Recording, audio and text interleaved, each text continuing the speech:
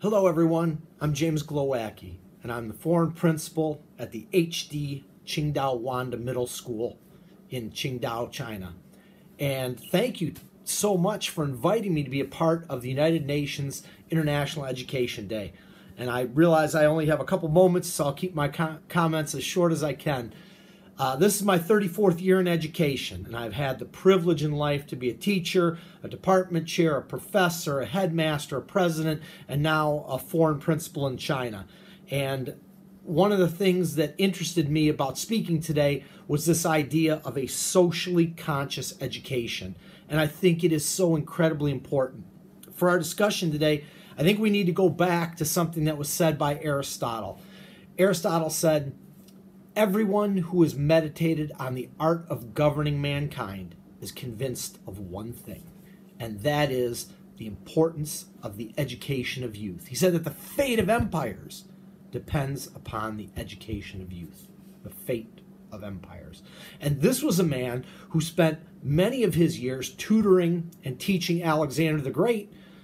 And as a student, Alexander went on to do some really great things and maybe some questionable things in his leadership and conquering of the world. He certainly changed the face of history.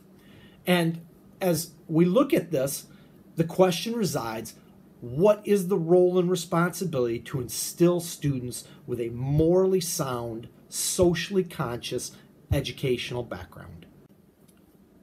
Having been a headmaster in the United States of a religious institution, it was always very easy to preach and promote a socially conscious education because we had the built-in fail-safe switch of religion.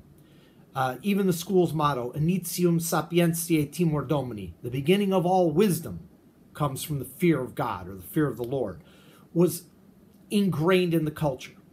But just because a school is religious doesn't make it conscious or socially conscious or make it have morality. The school that I'm at now, our motto is that education dictates and molds behavior.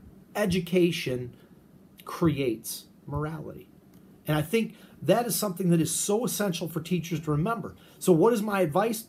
It starts at the top, finding a principal, a president, a headmaster, a headmistress who is the front singer, the lead singer for the band, and constantly and consistently gives that message. They hire people who support that message. They surround themselves with people who are also of that like mindset, who believe in instilling a morality in students, a social consciousness in students. And that's really the starting point. Then after that, it takes a village to raise a child. Getting your teachers on the same page and getting your parents to buy the book and turn to that same page and getting them to reinforce all the things that you're doing in school and enhance them. I wish I could tell you there was a magic bullet, but there isn't. It is a lifetime of daily diligence trying to instill students with morality, ethics, social consciousness, kindness, diligence, a sense of humanity, a sense of becoming a global citizen who's part of a much larger culture.